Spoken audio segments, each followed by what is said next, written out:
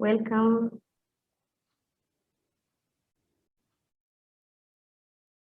I can see people joining.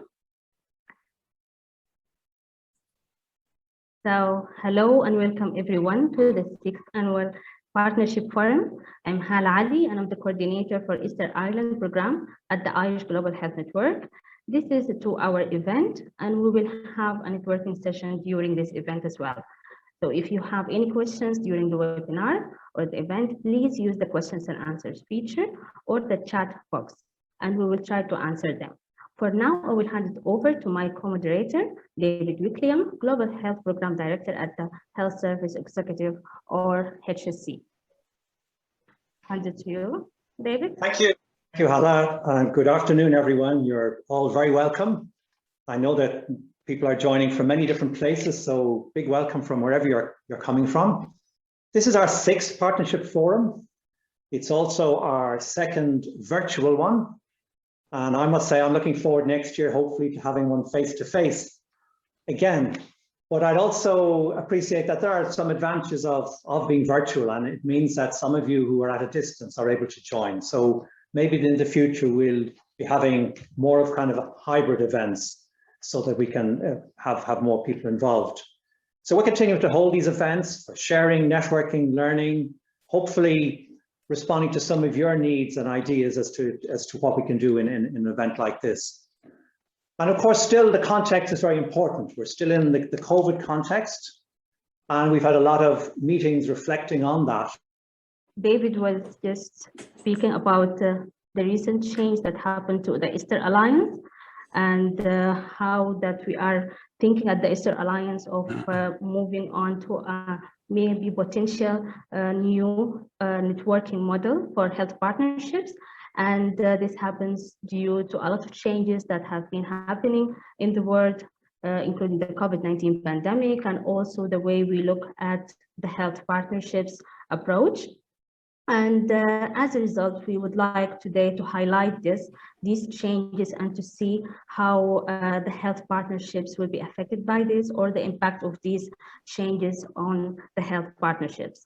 And for the first session today, I would like to welcome Bruce Compton and Jane Ann McKenna, who will be discussing with us a few aspects about these changes.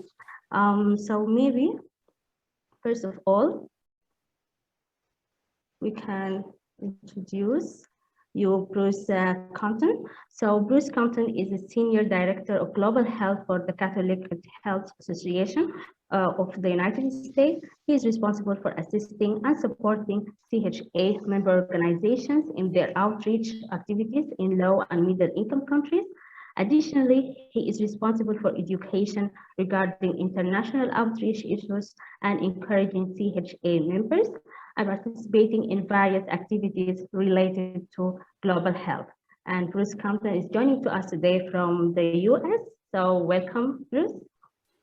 Thank you, Hala, and thank you, David, for this opportunity to be here and to share a little bit about CHA's work in health partnerships.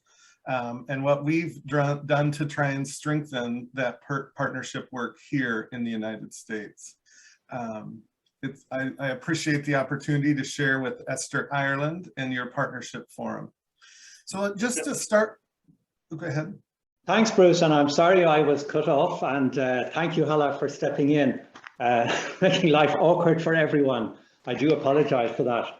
And maybe just to come in and say that what we will do is we will have a kind of a facilitated discussion, and I will let you carry on now, Bruce, and thank you very much. And I think really what we just wanting to start this discussion with perhaps you sharing about your work with the Catholic Health Association in the US, and maybe some of the things that are happening around this time during COVID and some of the things you've been learning. Great, thank you. Let me just start by giving you a little bit of background about the Catholic Health Association of the US. I'll try and do that quickly. We have about 600 hospitals, about 1,500 long-term care facilities, literally thousands of clinics, and over 750,000 employees that work for Catholic healthcare in the United States.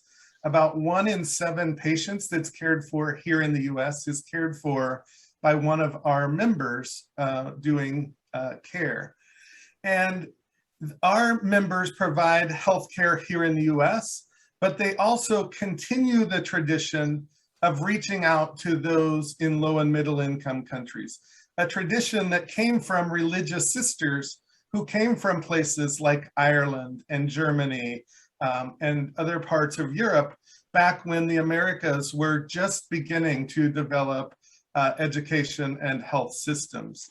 And so my role with Catholic healthcare is to assist those members who are part of those hospitals and health systems that go out and try and do, that continue that mission of institutional partnerships and short-term engagements in global health around the world.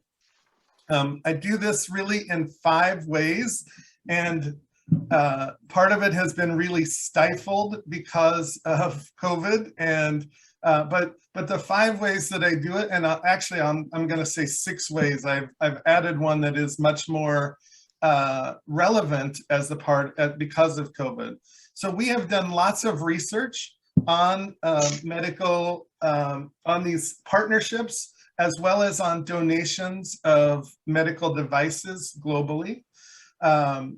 We also then turn that research that we do on these kind of partnerships into educational tools and resources for our members. And we have shared many of those with the ESTHER Alliance, with the Global Health Network, the Irish Global Health Network, and others in meetings that I've been a part of, and I'm happy to continue to share those.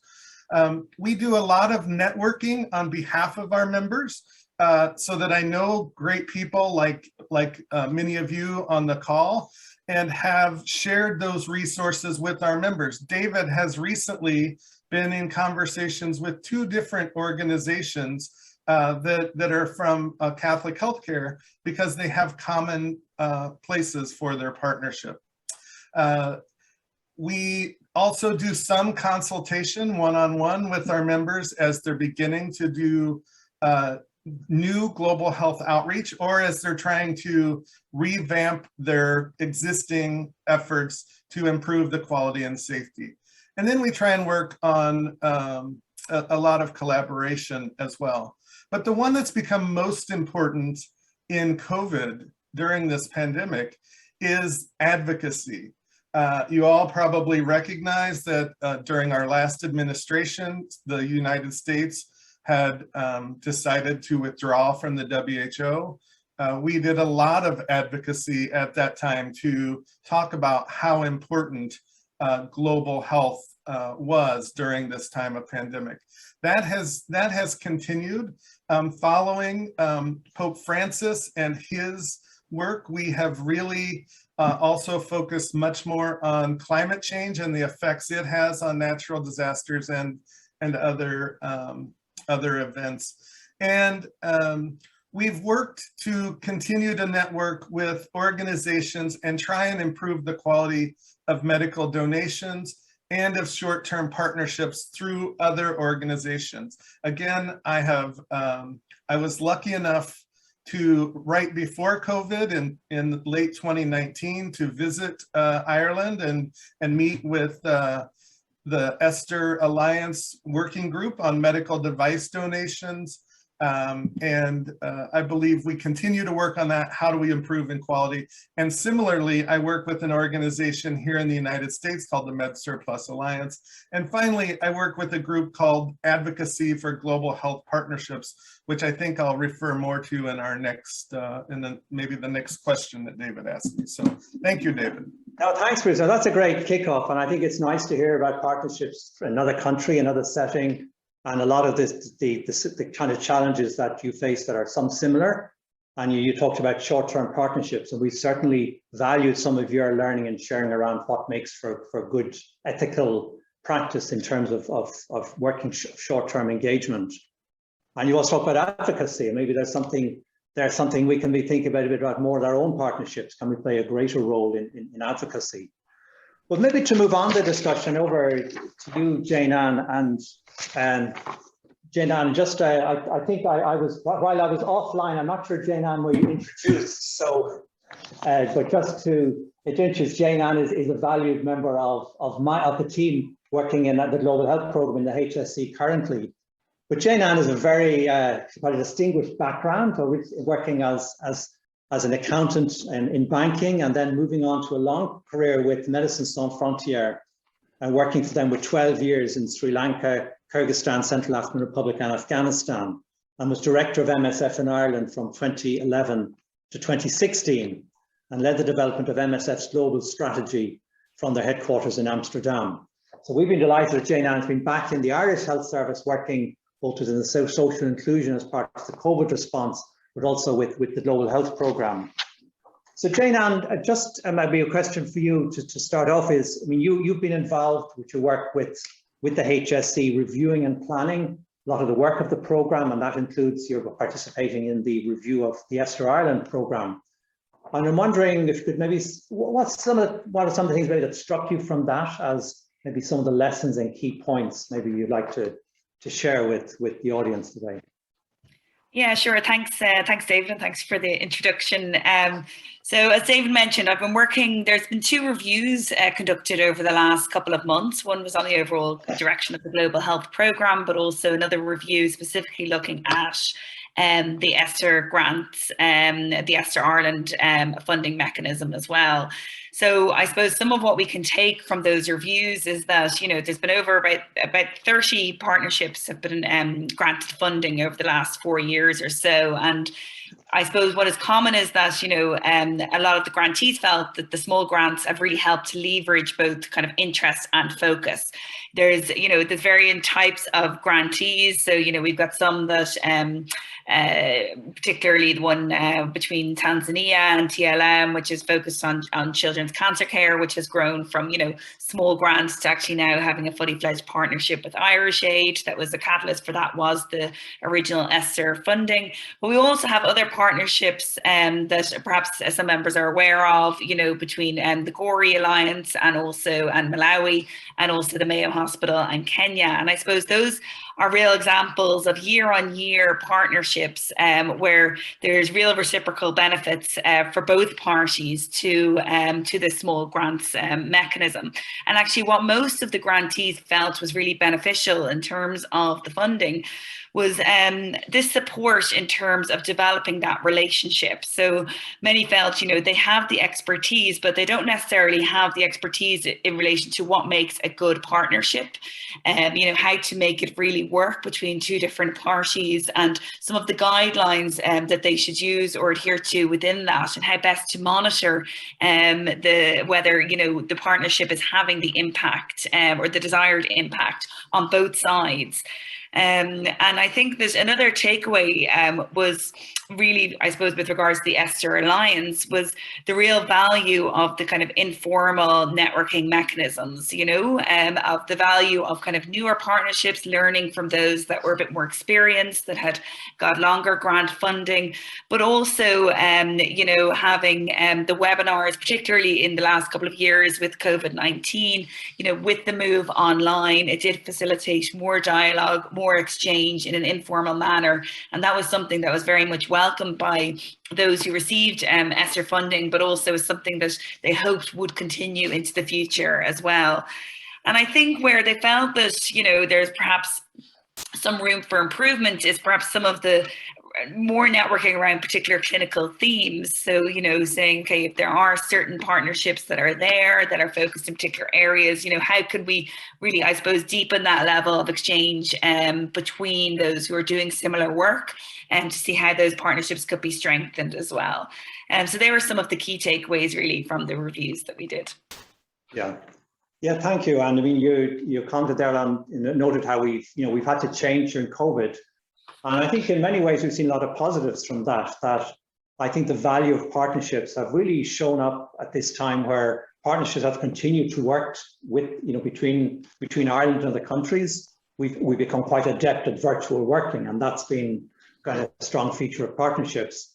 And during COVID, I was wondering, well, would the partnership would we see a kind of a continued growth with new partnerships developing and that sort of thing? And in fact, what we've seen is existing partnerships thriving and new partnerships coming up. And we had a very strong set of applications for ESTHER grants this round. We had 10 applications, which is more than we've ever had.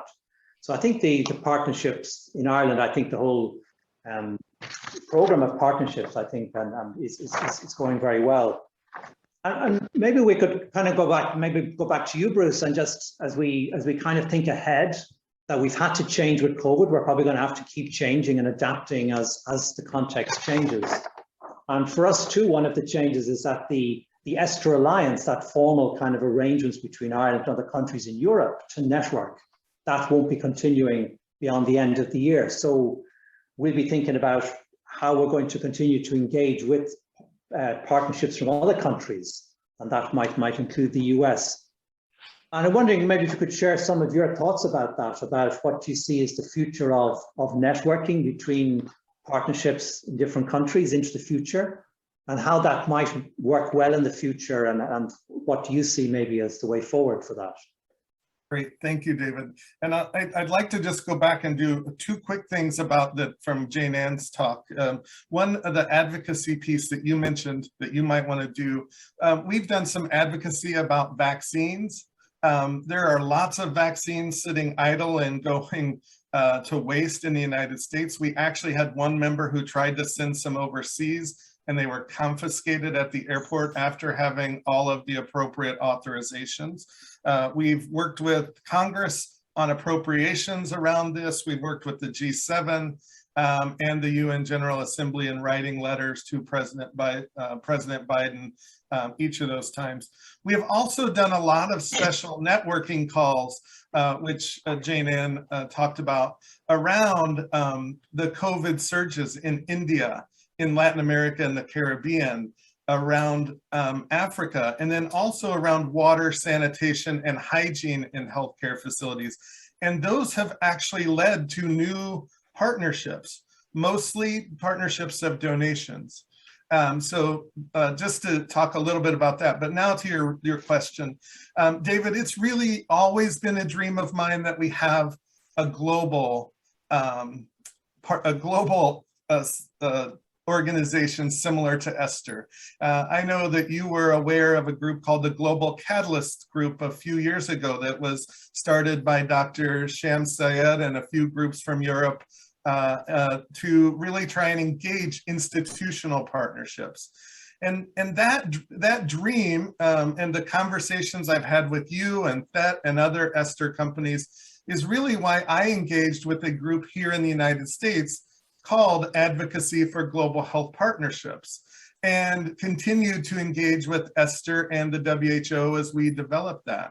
I think as we look at this, we all have a real desire to impact the health of others. But it was only when I went and lived in Haiti that I realized all of the things I'd done wrong in leading those short-term excursions over a number of years. And really, I think what a partnership, a global partnership to improve the quality of healthcare through institutional partnerships really needs to be looking through the appropriate frames or the appropriate glasses. You know, David, you and I both are wearing glasses, but if you handed me yours, I very well might not see very clearly. And I think too often when we go from the US or from Ireland to another country, we view those things with our own glasses. And so I really believe it's important that this be viewed from the glasses of the people that live there and understand the culture. And so we are really Advocacy for Global Health Partnerships, which is the group I'm a part of and helping to lead, the Catholic Health Association, who employs me, and several other groups in the United States are really dedicated to improving global health in accordance with the Sustainable Development Goals, especially Goal 13 and 17 around partnerships, but really to improve the health systems and the capacity building to improve quality health. We really believe this has to be led again, with the vision of those in-country partners so that we really hear and see from their perspective.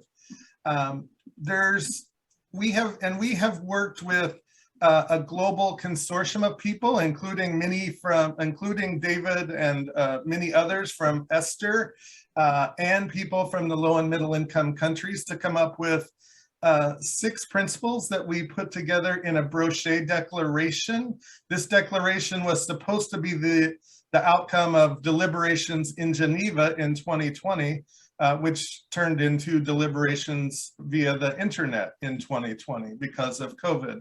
But the 6 principles that we really believe are important, that it has to be a real mutual partnership with bidirectional input and learning.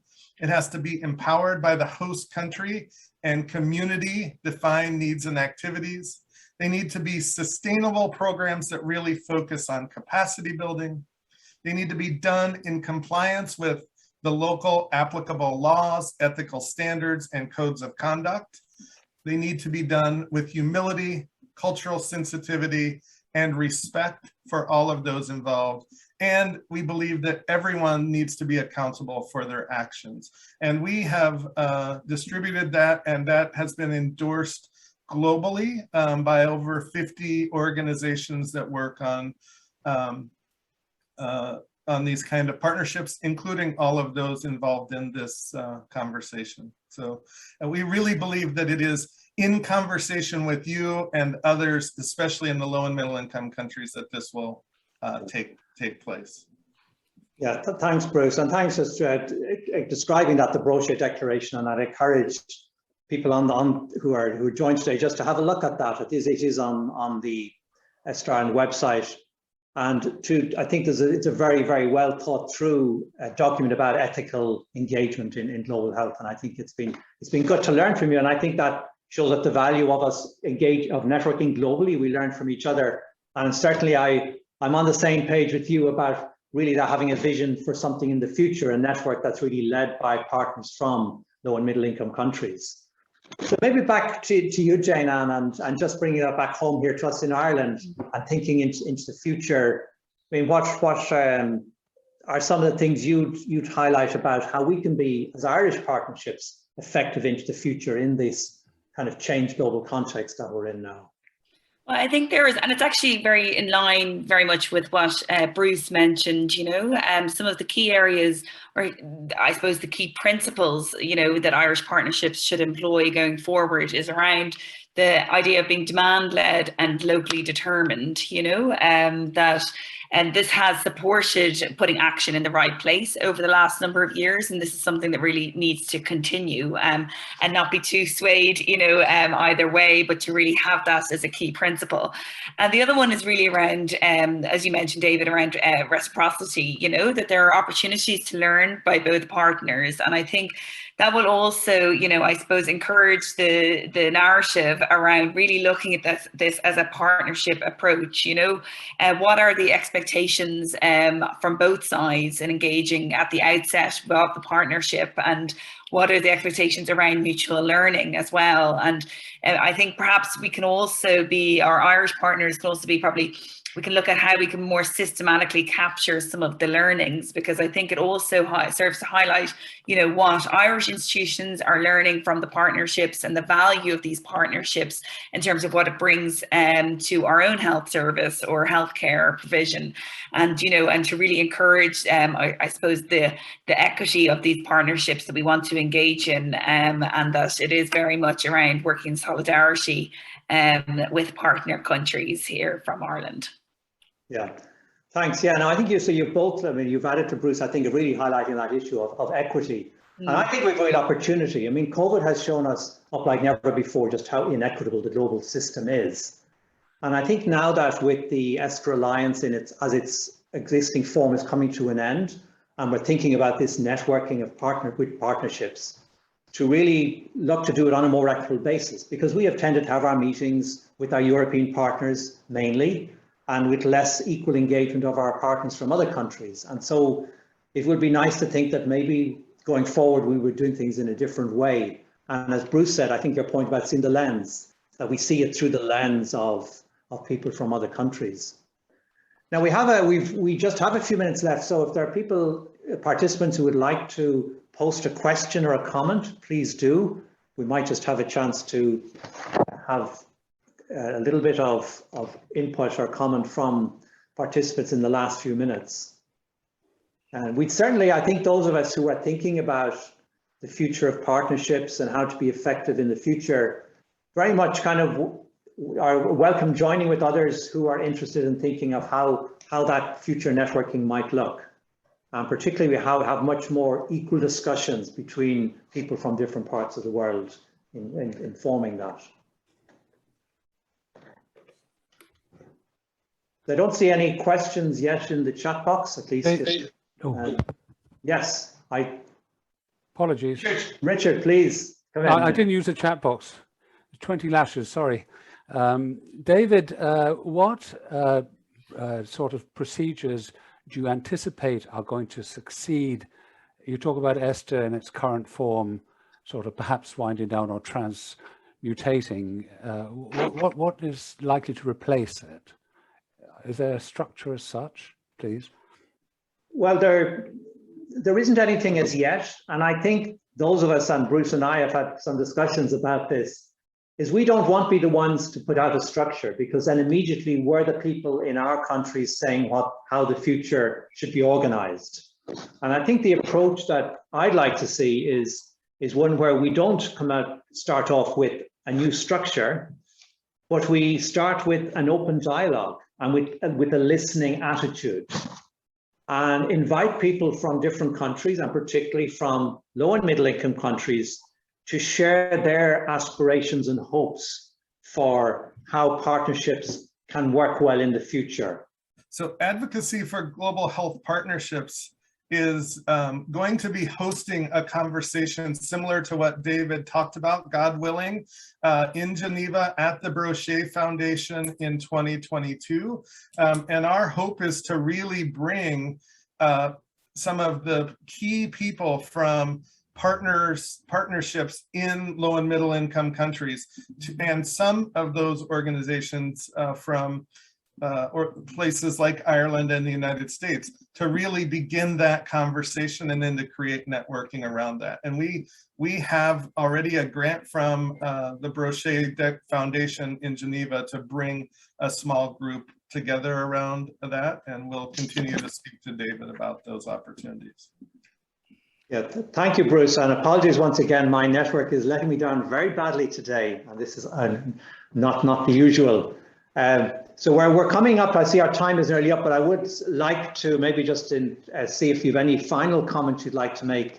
Jane Ann, have you? Yeah, no, there's just one question there on the chat, just regarding mentoring support, or for somebody who's interested in learning to, to join perhaps a research group or other information around global health. And I suppose it's just stemming from what Bruce is saying. I think the new iteration of a global alliance, I think for small partnerships,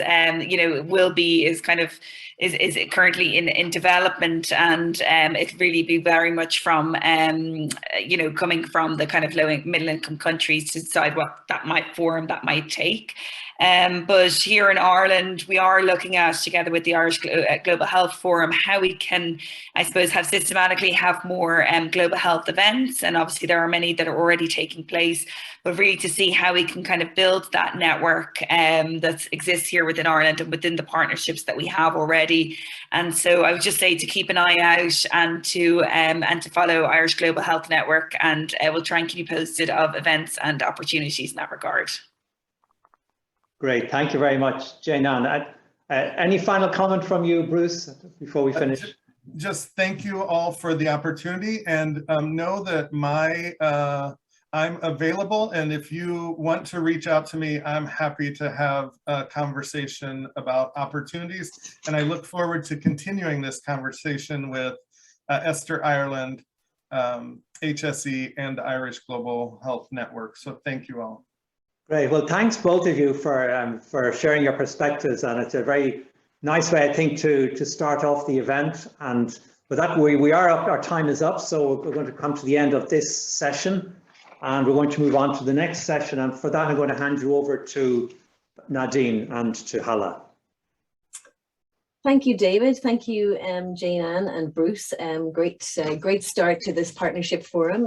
Just to say what you said, David, I can't believe it. This is our 6th partnership forum, 6th time that we've brought together a group of people interested and involved and engaged in these health partnerships. And it's been really wonderful to see the evolution over the past 6 years. So I'm delighted to welcome everybody back and to open the second session today, where I'm going to be joined by Dr. El-Rashid Kerasid, Dr. Hibre Bellay, and Dr. Richard Firth. So we're really excited to hear from each of you and really learn from your experience. The title of this session is around the evolving landscape of Irish health partnerships, and indeed it is evolving. And I think the 3 partnerships that we're going to hear about today are ones that we haven't really heard much about in the past, although many of them have been in existence for a long time. So without further ado, I'm going to start with you, if I can, Dr. El-Rashid Kerasid. You work as a consultant vascular and endovascular surgeon at Beaumont Hospital, and you are an honorary senior clinical lecturer at RCSI. You're currently the president of the Sudanese Doctors Union of Ireland, and you're also a founding member of the same Sudanese Doctors Union in Ireland, of which we're hearing so many wonderful things these days. So over to you, please. We'd love to hear from you. Thank you. Thanks a million, and delighted to be here today, and thank you to ESTHER Ireland for giving me this opportunity.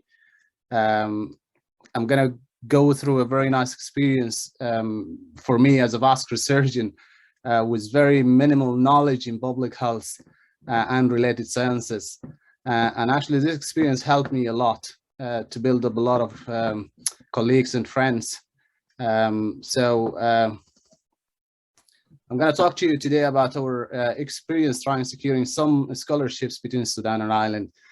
As you mentioned earlier, I'm president of the Sudanese Doctors Union of Ireland, STI, and from my position, I felt that there's a lot that I could do from Ireland here to help my people back in Sudan. So a bit of profile about Sudan, because I know most of you know Sudan as a name, but when you go down there in a discussion or a talk with anybody asking where is Sudan, and they'll be thinking, I don't know. So I'm just going to give you a bit of profile about Sudan now before I go into the main topic. So Sudan is the 16th largest country in the world. We used to be up on the rank before the separation of South Sudan. Our population is more than 4 million people. Our main language in Sudan is Arabic. The history of Sudan could be tracked to 800 BC. And at that time, the civilization of Nubian, I think, dominated that region. And there's a lot of talk that pharaonic civilization generated from the Nubian civilization in Sudan. So that big country, which is situated in the heart of Africa, with borders with more than 600 countries and the Red Sea, made a beautiful country. You can see diversities in population. You can see diversities in religions. You can see diversities in cultures and even in infrastructures. So taking you back here, history of Sudan, healthcare in Sudan. It started very early, actually. And it could be tracked as in 1860s, at the time of the Turco-Egyptian invasion to Sudan. And at that time, there were 7 hospitals built in the country. The main hospital was built in Khartoum. After that, that main hospital in Khartoum name changed into the British Military Hospital in 1901. And at that time, doctors and nurses were all foreigners because there's nobody down there in the country who was trained to perform anything other than traditional medicine. So education also started early. We have something called khalwa or kutab. That's a kind of traditional schooling. But the modern schooling started in 1900. And that at the time of the British colonization. And the first college in the country was Gordon Memorial College in 1902. And then the first medical school was in 1924, which is Kitchener Medical School. Both joined in 1951 to make the University College of Khartoum. And that was under the umbrella of the University College of London. In 1956, that's the time of independence. Also, University of Khartoum had her own independence and changed its name to University of Khartoum at that time. Postgraduate education or training started in University of Khartoum. In 1952, the first specialty was obs and gynecology, and that also under the help of the Royal College of Obs and Gynecology in London. And then after that, we had general medicine and surgery.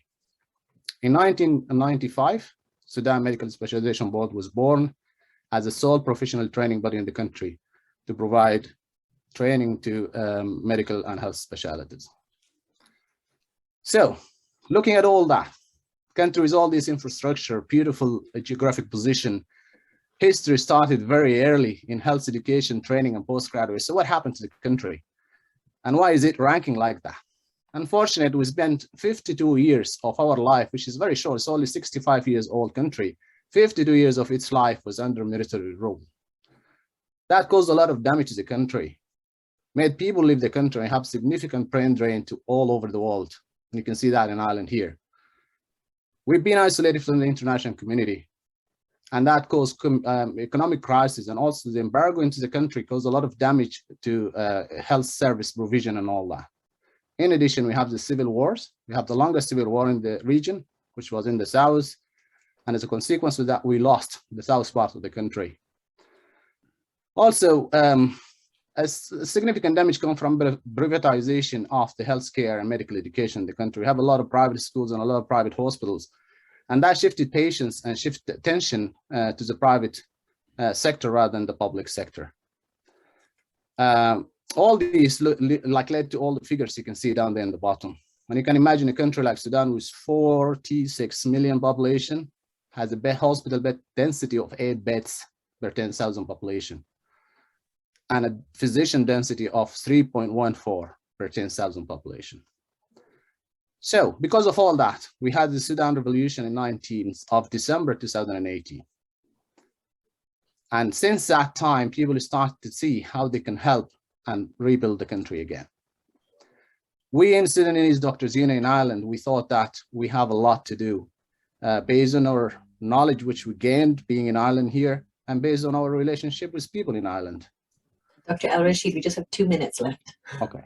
Thank you. So we had the Sudanese Doctors Union annual symposium and big meeting, and as a consequence of that, we came to the conclusion that we have to hold a workshop to identify the needs. So we had a pre-workshop planning based on 3 documents, which is the previous collaboration agreement between Sudan and Ireland, and also Sudan National Health Sector Policy. So based on that, we identified 4 areas of need in capacity building, medical education, health information system, and population under the health risk. And we had our workshop held on the 25th of September. And these are the things that were discussed, and these are our partners that were identified at that time.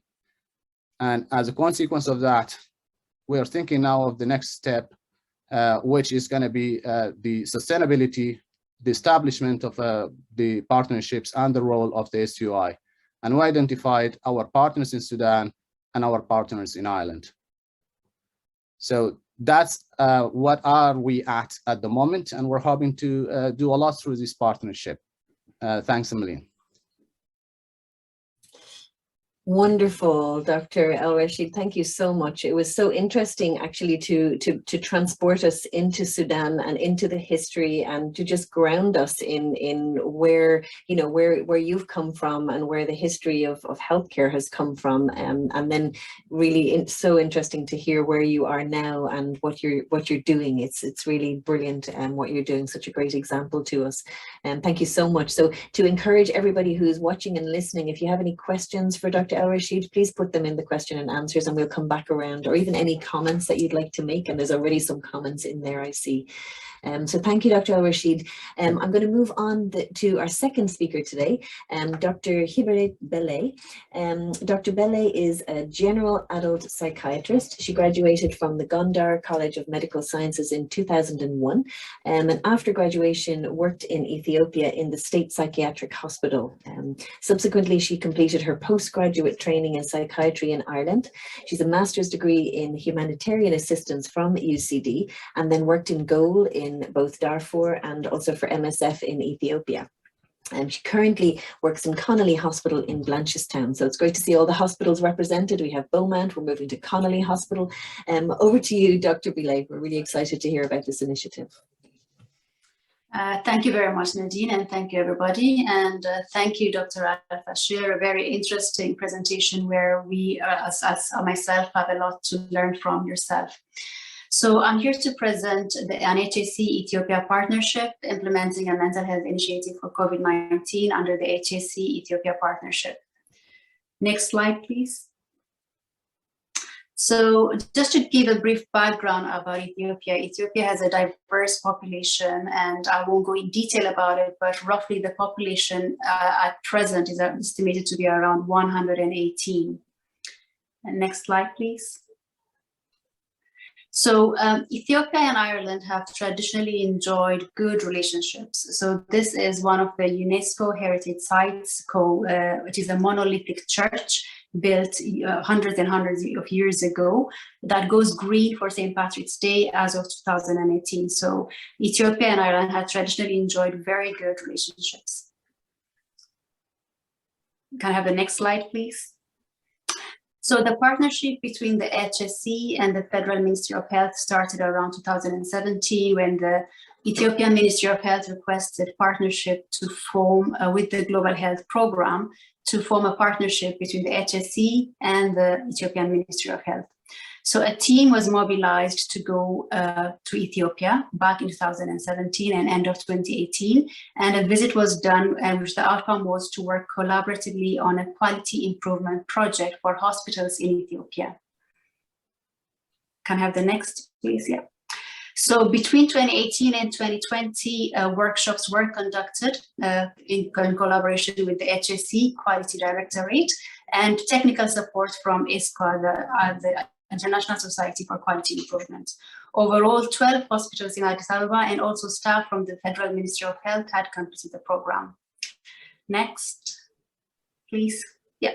So between 2020 and running into 2021 in the era of COVID-19, there was ongoing collaboration between the HSC and Ethiopia, and about 25 professionals from hospitals and the Ministry of Health took a one-year online ESQA fellowship program.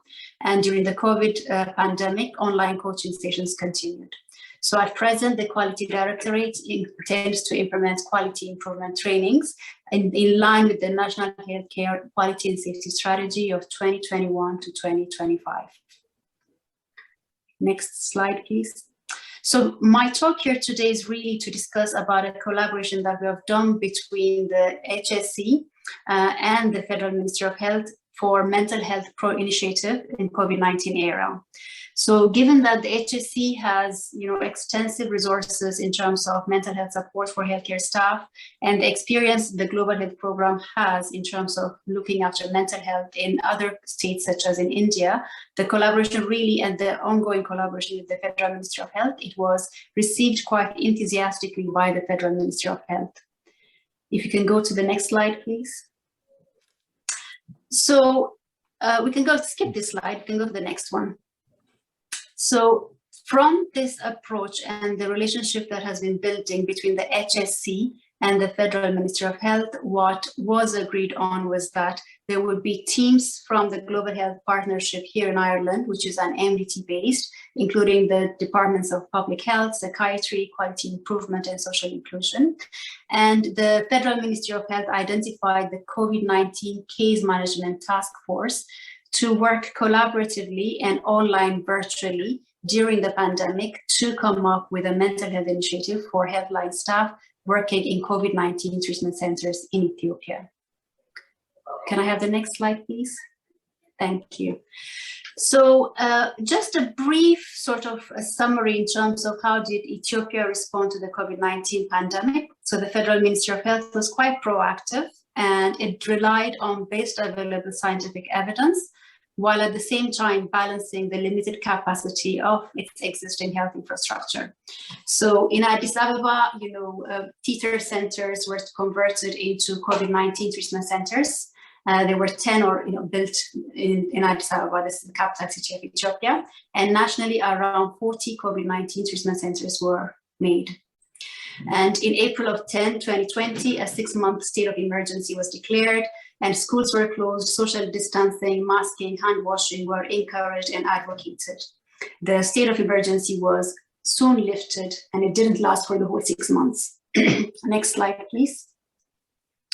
So if we go through these slides, this tells us, the genesis of the COVID-19 in Ethiopia. So on the first tweet by Leah Tadessa, the Minister for Health, the first case was reported on the 13th of March, and advocacy and encouragement, education for the public had taken place. So to date, last on the 26th of September 2021, the death rates due to COVID-19 spans about 5,401 out of a population of 118 million. And vaccination rates remain very low at 2.7 million people for the total population of 118 million.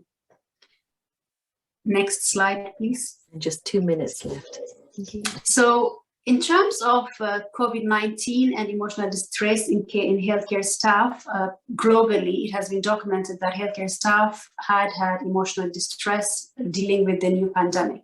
So it was very similar trends seen in Ethiopia. So the worries for staff in Ethiopia were very similar as in any other part of the globe, worries for family and friends. And maybe the bit that could be a bit different was that there was stigma associated for staff working in COVID-19 treatment centers, and there was a risk of social exclusion. Next, please. So really the project aim and the collaboration was to formalize a psychological support for people who work in the frontline centers in the COVID-19 treatment centers. Can we go to the next slide?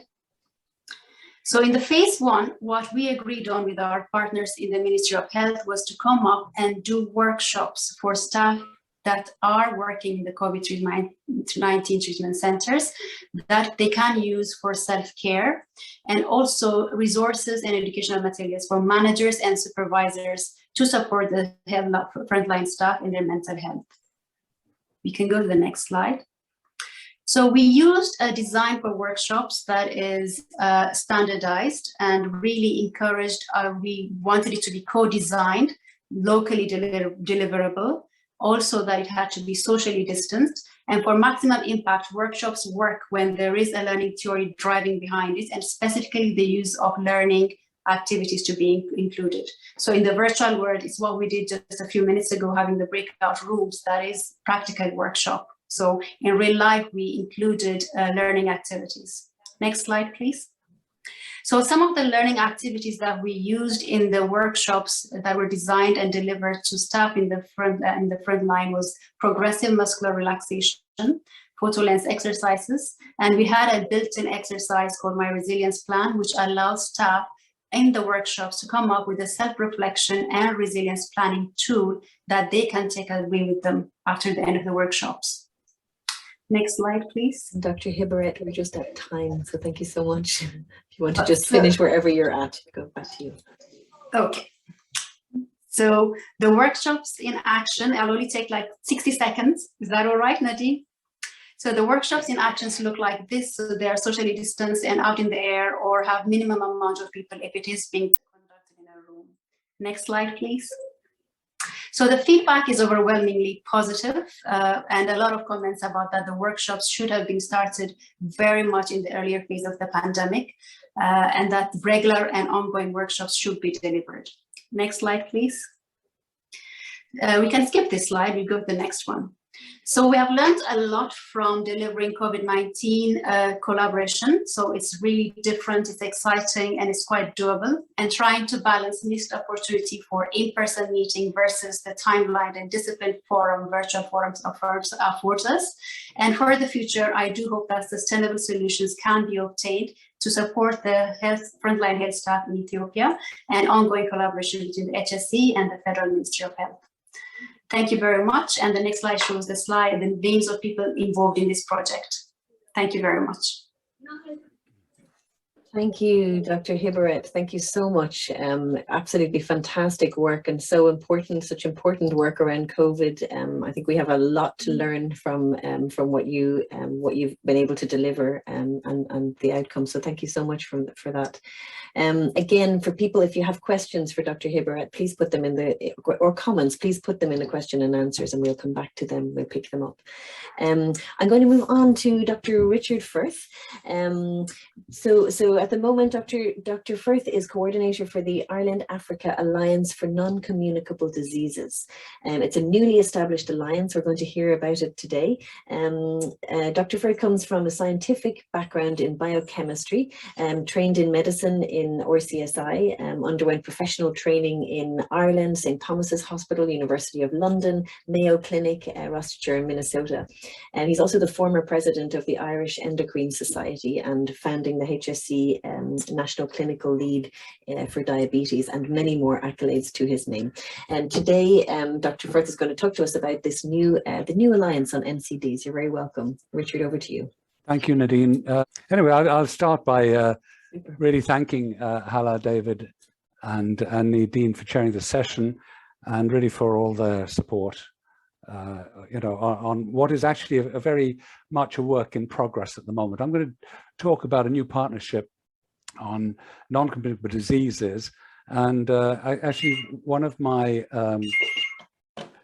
one of my affiliations is actually with the Mater Hospital, which is really the mothership hospital for many similar ones run by the Sisters of Charity and Sisters of Mercy. Oops. And I'm sure Bruce is probably quite familiar with them. Next slide, please. Now, this is just a brief and probably incomplete list of the partnerships that have occurred. Many of them are at official political level here, and apologies if I missed any. ESTHER Ireland has been extremely active and funded so many of these partnerships. And there are a number, I suppose, of private partnerships, really. And Nagori Malawi Health Partnership, of which Peter Arrington, Joe Gallagher are so prominent, have been also instrumental in setting up our things. There's one in Limerick, Sligo and Limerick, Sudan, and my sort of little solo run in Togo. Can you hear me? It's hard to know. There's no feedback there. You can perfectly. Thank you. I hear you perfectly. Next slide. Thanks. Thanks, Nadine. Next slide. Okay, I just very briefly talk about the non-communicable diseases.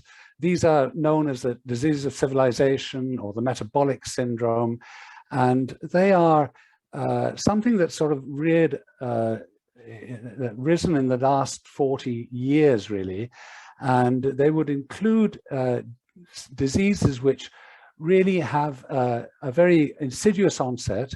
They're not transmissible by any virulent or infectious agent, but they are very strongly transmitted genetically and epigenetically with huge environmental input as well. And these would include diabetes, hypertension, stroke, heart disease, heart failure, hyperlipidemias. Many cancers are growth or obese driven, and COPD. And they all have an underlying predisposition, which is lifestyle, obesity, insulin resistance. And as you know, we have changed our lifestyles, our diets, and they're very unhealthy.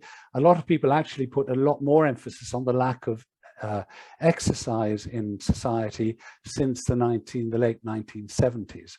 But essentially, these have a common etiology, etiopathology, and these are really all thought to be different facets of the iceberg, but are basically the same disease. Next slide, please. Now, if you look at and apologies if you've seen this slide before, these are the first and last pages of the UN life expectancy tables. And, you know, we're up here with these people change place now and again. They're about 84, 85 on average, but 38 of the bottom countries in terms of life expectancy are in Africa, 38 out of 40. And if you look at them, it really is quite blood curdling, actually. You know, look at Nigeria, average life expectancy 54. Sub-Saharan Africa, 59. Togo, where I go, 59. And you say, well, you know, that's probably likely because, you know, this is the hotbed, sub-Saharan Africa, of all the horrible infectious diseases, HIV, malaria, tuberculosis, hepatitis, meningitis, etc., etc. But this shows you that over 70% of people who die under the age of 70, even in sub-Saharan Africa, die from non-communicable diseases. In other words, diabetes, stroke, they drop dead, heart attacks, etc., etc. So it really is a very big problem. And in fact, the gap has now increased so that 70% of the world die from non-communicable diseases. In low-income countries, it's over 80%. Next slide, please. The response to the world authorities really probably commenced in 2008 when the WHO highlighted that the global burden of diabetes had shifted now from communicable diseases to non-communicable diseases. And we all were agog because in 2011, a once-in-a-lifetime initiative by the United Nations called a high-level meeting and developed a thing called the Global Action Plan for Prevention and Control of NCDs over the next 7 years. And there was follow-on meetings, etc. And in 2015, the guidelines and the goals were addressed, particularly target 3.4 to prevent premature mortality from NCDs by 1/3 through prevention and treatment. And there was a follow-up meeting in 2018, to which actually one of our delegates, Professor Kennedy, who was actually president of the International Council of Nurses, was part of that high-level meeting. The problem is that this is such a difficult thing to do. To reduce by 1/3 through prevention and treatment is not something you can do by throwing medicines or money at it. It is a cultural, it's political, it's legislative, it's about food composition, it's about making universal health coverage available and educating the population. So unfortunately, we're falling behind and behind and behind, and we're having to reassess our goals all the time. And this is probably predictable, but at least there was enthusiasm there. Next slide, please. Just 2 minutes, Richard. Thank you. Thank you. So we recognize that in Ireland, we did not have I used to go to meetings and pledge give my little talk about my solo run in building a diabetes center. But I kind of felt that I was getting nowhere and it was really non-sustainable. So I felt that we had to form a partnership. And a number of people, very eminent people who were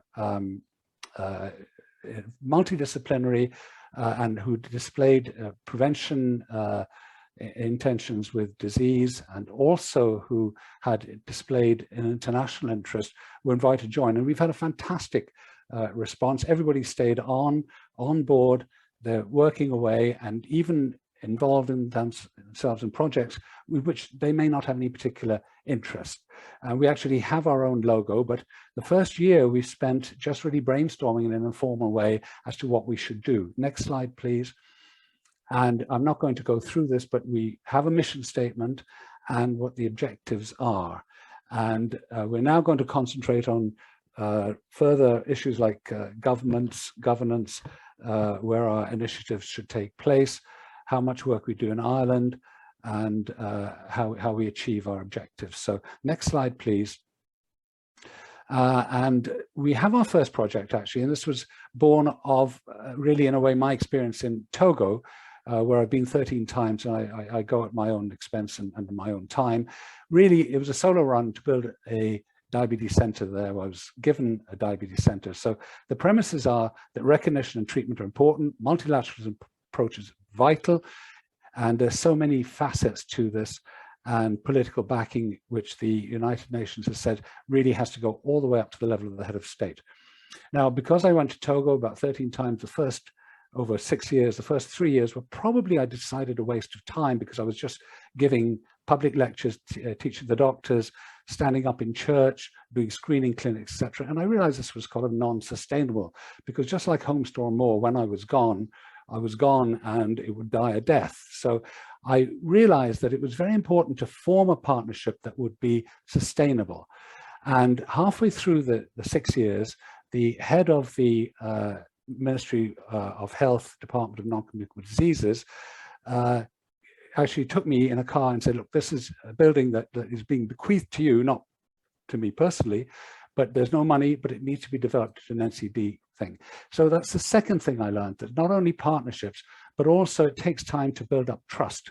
And all that time I was banging head against a brick wall, people were noticing. And so it was very gratifying. Now, we have taken, we're just out of time. Right, thank you so 20 much. seconds. So we decided that the first project is going to be that we're going to train all the state registered nurses in Togo to deliver care, because at the moment it's delivered by people who are not really trained. It's very bad. And COVID has taught us that the online pathways are very effective at teaching. So we're going to use an interactive Moodle platform on a system tested during the COVID pandemic, where every nurse was taught about COVID in the whole of Togo very successfully. Next slide, I think it's maybe the last slide. Oh, this is just where Togo is here. It's a small country, but at least we have a access, because it's a small country, to the central government. I won't read this letter. This is a very compelling letter from the head of the NCD department of the MOD. He's a neurologist, a very good man, and he's put his complete authority and his department behind our initiative. And the last slide, I don't want to, I don't want to single out members, but so far people have been incredibly supportive. So Anna Clark, who really has used her experience and grasp of things, Peter Harrington, who is part of this, and Annette Kennedy, the head of the ICN, with her two nurses, Katrina Heffernan and Daniela, are going to be the ones rolling this out. And of course, Dave and David for his invaluable advice. So thank you very much. I'm sorry if I went over a bit long. Thank you, Richard, and thank you for always being so passionate about NCDs. And it's wonderful to watch your journey and the group of people that have come together to create the Alliance. And I think it's in in kind of formation stages, and there's still opportunities for people to join, and they could get in touch with you, I'm sure, or any of the other people on the slide. And because we're such a small country, most people know each other, so I'm sure people can find each other fairly easily. Thank you for that.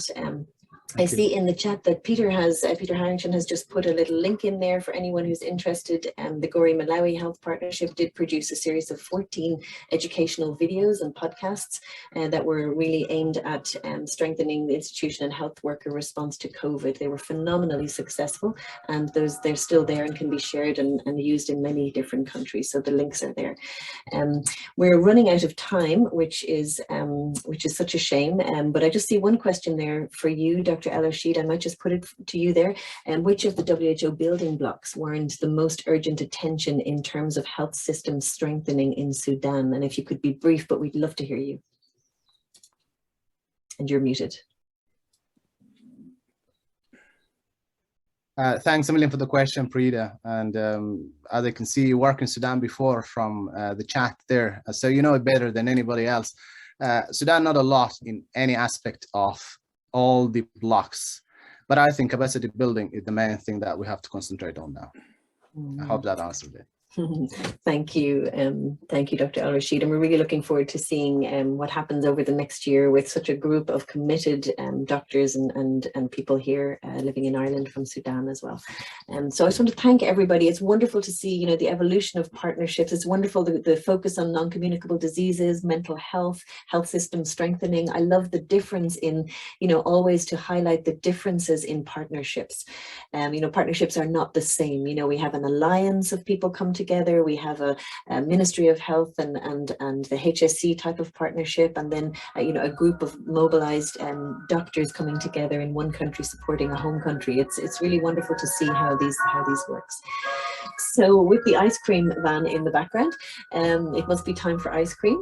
Well, actually not quite ice cream, but it is time for to hear a little bit more about some of the tools that we can use in partnerships, which, as we know, are really, really important. So back to you, David and Hala.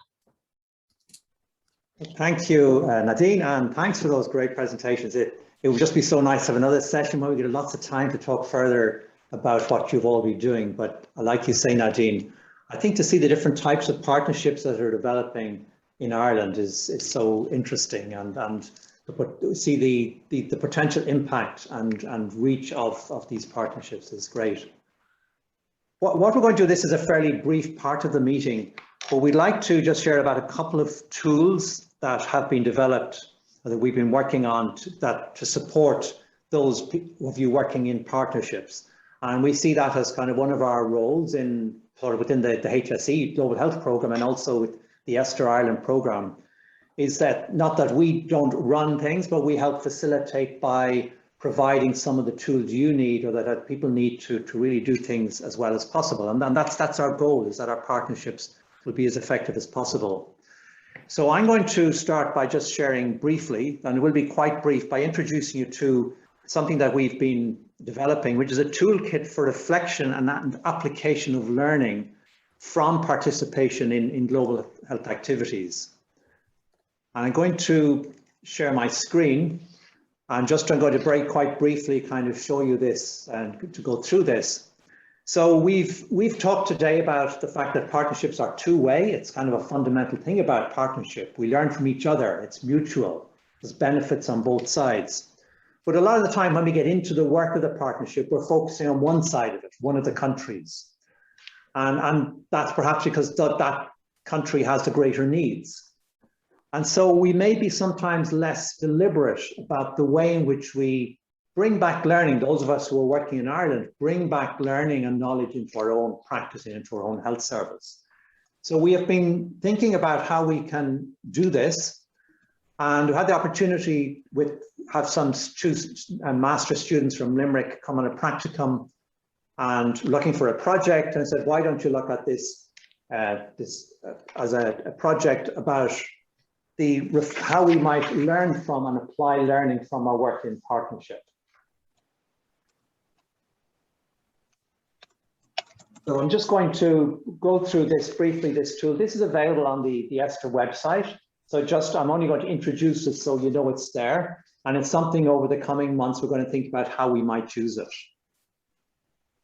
So we took some ideas too from a tool in the UK, and we come up with this toolkit that has got 3 parts to it. And the first part is a self-reflective tool. So any of you who are working in a project overseas, in a partnership, this is a tool to help you think about what have you personally learned from it. And it's divided into 9 parts. So you see there clinical skills, communication, management, health systems innovation, teaching and education, culture and diversity awareness, leadership, resource management, quality of care.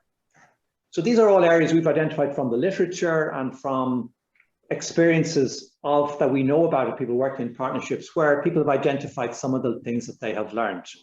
And you can use this tool to just look at it, and it gives you you can tick on boxes to rate how your learning is in different areas. So you can tick on boxes and it gives you a sense of what you've learned.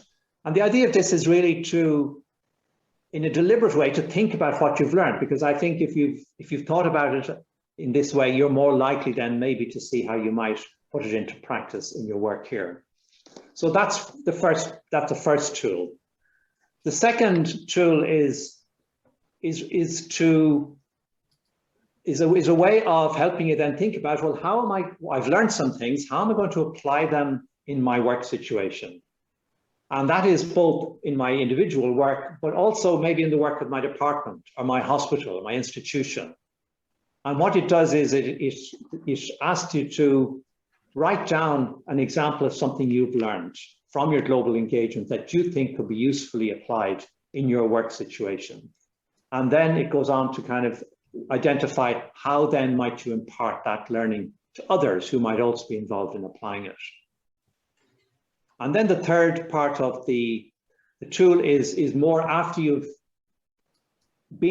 applied, after learning, some of the learning that you've got has been applied, is how to reflect on what has happened.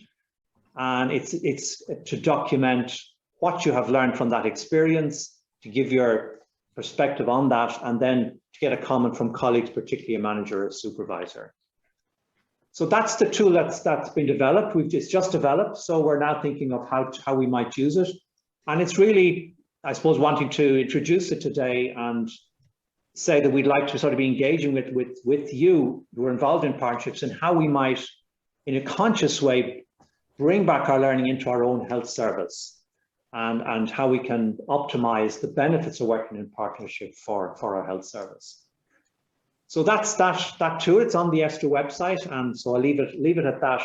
And I'm going to hand over to Hala, who's going to talk about the EFFECT tool. Okay, thank you, David. And today I will be talking about the EFFECT tool. And I know that some of you might be familiar with this tool because it has been developed a few years ago. Next slide, please. But we have done few changes and we'll go through them very quickly now. So what is the EFFECT tool? For those who are not familiar with this tool, it was built on existing evaluation frameworks and models from the health and development sectors with a particular focus on capacity development, implementation, and institutional strengthening theories and proven practices. And this is focused only on the health partnership approach rather than the project. So as you are all familiar, there are a lot of monitoring and evaluation tools to evaluate the project, but this one is just focused on the health partnerships. And it doesn't replace the routine project monitoring and evaluation, but it works with them. And it stands for Effective and Embedding Change Tool. Next slide, please. And why was this developed? Because there was a lot of tools to evaluate projects, but we didn't find tools that can be worked for to really assess or measure the quality of health partnerships and their effectiveness and their also sustainability. And that's why it was developed. Next slide, please. And there was a lot of discussion since 2012, for example, between the ESTHER Alliance members. And then the first version that was ready for testing was developed in 2017. And we have distributed it to a lot of partners who have used it and tried it. And we have listened to the feedback from them. And based on those feedback, we have developed a new one in this year in August. Next slide, please.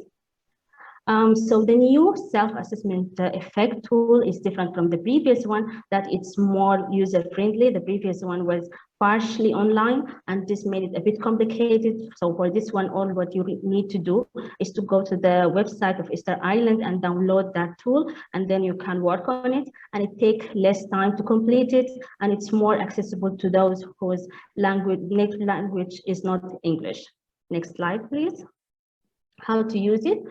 So it consists of questionnaire, and also there is a discussion guide, and it's available on our website. As I mentioned, it will take between 20 to 30 minutes to complete it, and it's designed to be used per project. So for your health partnership, if you have multiple projects, you can use it for each of these projects.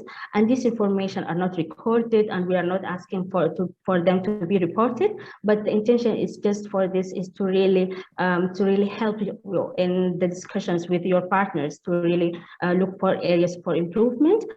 So how you can do it with your partners is that the team of each partner should complete this EFFECT tool, and then after that they meet, whether online or face-to-face, depending on the availability, and engage in in-depth internal discussion.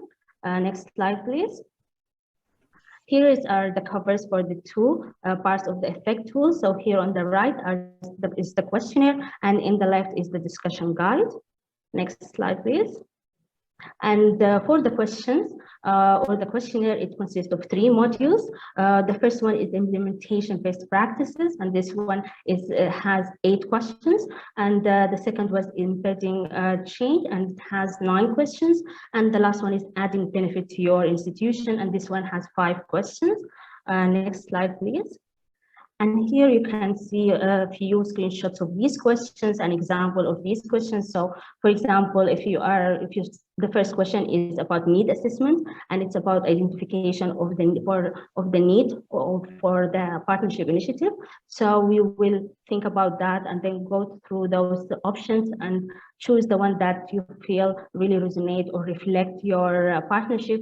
Did it not involve certain partners, or did it involve limited consultation with the southern partners, or was it made jointly, or solely just by the southern partners? So this is just an example. You choose this, and then also your partners will go and choose this, and then you will discuss to see the differences. And this will really help you in your discussions. Next slide, please. And also just as a final takeaway is the EFFECT tool really encourages both partners to reflect on and evaluate their roles within the partnership, and trying to move away from the traditional expectation that the northern partners automatically will lead the project, but instead support the notion of an equal and balanced relationship and equality in the partnership. And of course, because they are not reported, we will really encourage you to just be very honest with your answers. And then when you are discussing these points with your partnership, you can work on the areas for improvement. Yes, next slide. Yeah, and if you have any questions or comments, please send them to this email. Thank you. Thank you very much. And now we will move to the last part of our event, and it's the Unsung Hero Award announcement for 2021, and also the summing up remarks. And I would like to welcome Margaret Fitzgerald, the National Public Health Lead on Social Inclusion Vulnerable Groups at the HSC. So Margaret is also supports the Global Health Program, and previously she was the Director of Public Health in Dublin. So welcome, Margaret, and hand it over to you. Thank you very much. Do you hear me all right? Yes, perfectly. Okay, so it's been a very interesting afternoon, and the title Global Partnerships and Networking in a Time of Change. It has been also a very dynamic 2 hours, less than 2 hours this afternoon. And if I can just give a couple of comments on to summarize. In the first part, we had the perspectives from the US partnerships, and also thoughts about global networking for future health partnerships from Bruce Compton. And then that was followed by Jane Ann McKenna, who talked about the future of health partnerships in Ireland. And we've talked a lot over the afternoon about, you know, even during COVID times, and especially during COVID times, how much the partnerships have changed in their dynamic. And it's probably been, COVID has probably strengthened our partnerships in some way, because it has supported the independence and resilience of our partners in resource poor countries. And then I noticed that in the breakout sessions, people would like to spend more time learning and about advocacy, and maybe we'll reflect on that for the next time. And then I was able to hear the presentations from the Irish Health Partnerships and the evolving landscape of the Irish Health Partnership. And we started with the Sudanese medical and the Sudanese doctors. And as you probably have gathered this afternoon, Sudan has a lot of friends here in the HSE, people who lived and worked there and hold very fond memories. And so it's really great to see the improvement of the partnership, the strengthening, and the focusing on sustainability and new partners within Sudan. So that was really interesting. And also coming on to Ethiopia, from Dr. Bellay, again with greeting many friends here, a lot of Irish Ethiopian connections, myself especially. Although we couldn't hear the whole of her presentation about the stress and resilience in the time of COVID, the theme resonates with us, and we look forward to maybe seeing a bit more about that presentation. And maybe it'll be published, because from what I gather, there were some very positive outcomes. And when she mentioned about the low vaccination rate, I mean, that alone caused me to have stress, actually, when I think what's happening out there with such low vaccination rates coming in to another season. And you know, we all availed of psychological support, or at least was open to us in the HSE to get some online support and resilience. So let's see how that initiative goes in Ethiopia. And then Dr. Firth, who is no stranger and eminent both in Ireland and for his work in Togo, he again described the evolution of the partnership in Togo, and especially in relation to non-communicable diseases. And I remember actually Michael O'Toole trying to establish interest in colleagues in the HSE to set up this partnership.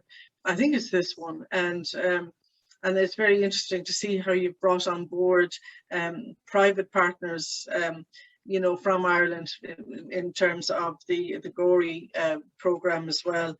So so that's very exciting to see, where you know, even in COVID times, many of us here in Ireland felt that the true burden of what COVID, that there was so much burden of other diseases that we're constantly you know, trying to balance the measures, the public health measures against COVID with what's needed for every other aspects of our lives. And certainly non-communicable disease is the dominant cause of morbidity and mortality.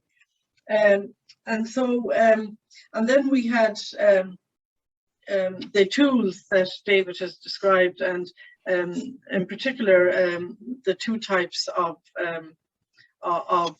reaching out and reflections on work situation.